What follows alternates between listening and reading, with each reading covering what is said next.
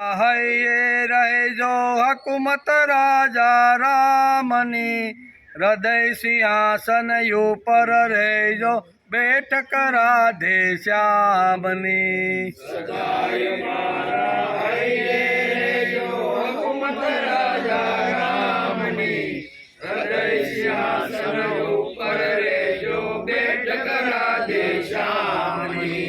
સદાય મારા હૈયે રહેજો હકુમત રાજા રામની, હૃદય સિંહાસન ઉપર રહેજો બેઠક રાધે શ્યામની. સદાય મારા હૈયે રહેજો હકુમત રાજા રામની, હૃદય સિંહાસન ઉપર રહેજો બેઠક રાધે શ્યામની.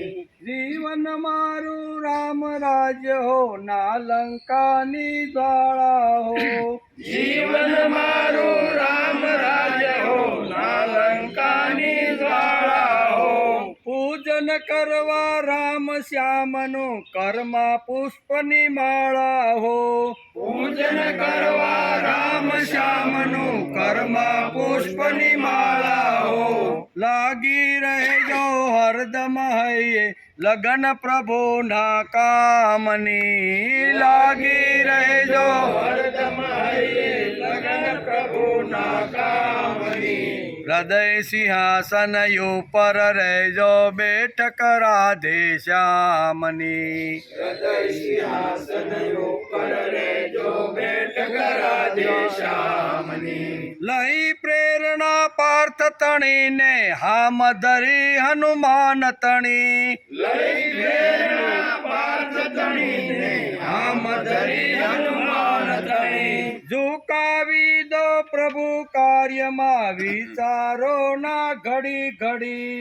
ઝુકાવી દો પ્રભુ કાર્યમાં વિચારો ના ઘડી ઘડી. થવું સમર્પિત પ્રભુ ચરણમાં છોડી ચિંતા પ્રાણ તણી. થવું સમર્પિત પ્રભુ શરણમાં છોડી ચિંતા પ્રાણ તણી. હૃદય સિંહાસન ઉપર રહેજો બેઠક રાધે શ્યામની. હૃદય સિંહાસન ઉપર રહેજો બેઠક રાધે શ્યામની. સદાય મારા હૈયે રહેજો હકુમત રાજા રામની, હૃદય સિંહાસન ઉપર રહેજો બેઠક રાધે શ્યામની. સદાય મારા હૈયે રહેજો હકુમત રાજા રામની, હૃદય સિંહાસન ઉપર રહેજો બેઠક રાધે શ્યામની. કરું કુસમત કોની સાને, રાખું અવિચળ યસ્મિતા. કરો ખુશામત કોની શાને, રાખું અવિચળ યસ્મિતા. જોડાયા જે રામ સૈન્યમાં તે સારા જગને જીતા. જોડાયા જે રામ સૈન્યમાં તે સારા જગને જીત્યા. એક જ આશા લાગે લગનની, હૈયે હરિના નામની. એક જ આશા લાગે લગનની, હૈયે હરિના નામની.